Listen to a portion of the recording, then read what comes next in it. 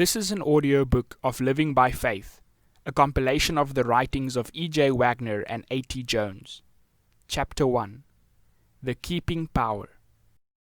A power that is able to save is able also to keep. The apostle speaks of the believers as those who are kept by the power of God through faith unto salvation. 1 Peter chapter 1 verse 5.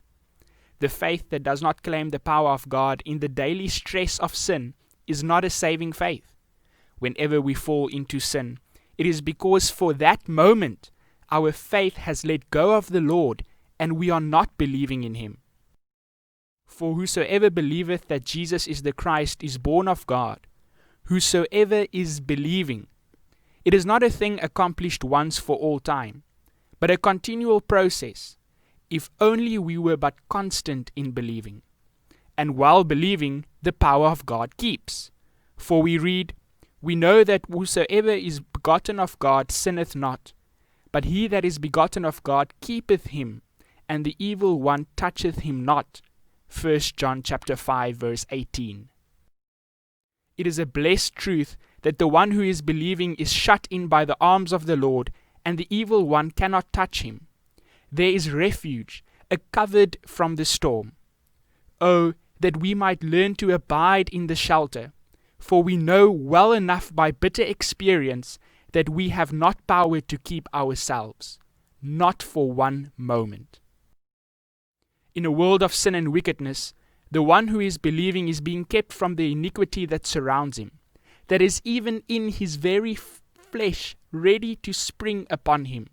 When the 3 Hebrew captives were thrown into the furnace of fire, the fire had no power upon their bodies, nor was an hair of their head singed, neither were their coats changed, nor the smell of fire had passed upon them.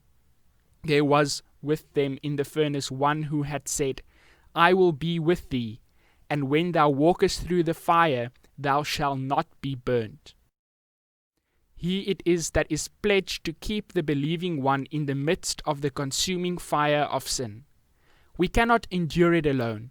We always fall, and the fiery darts strike into the soul. The prayer of David must be ours continually. Create in me a clean heart, O God, and renew a constant spirit within me. Thank God.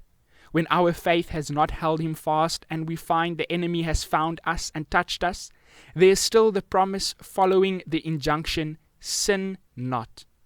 And if any man sin, we have an advocate with the Father, Jesus Christ the righteous. He looses and sets us free again, but He sets us free that we may hold steadfastly by a firmer faith to Him. In the bitterness of sin, we are taught our weakness and worthlessness, and in the sweetness of His forgiveness, we are taught His power to save.